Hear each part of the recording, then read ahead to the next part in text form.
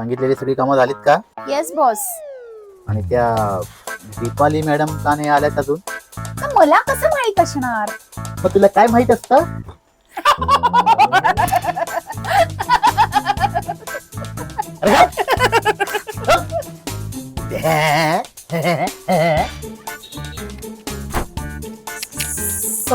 Sorry sir. काय कुठे होतात इतका वेळ? ते काय झालं माहितीये का सर, बस स्टॉप वरती एका सरदारजीची 100ची नोट हरवली होती. मग तुम्ही त्या सरदारजीला नोट शोधायला मदत करत होता का? नाही हो सर, मी त्या नोटेवरती पाय ठेवून उभे होते.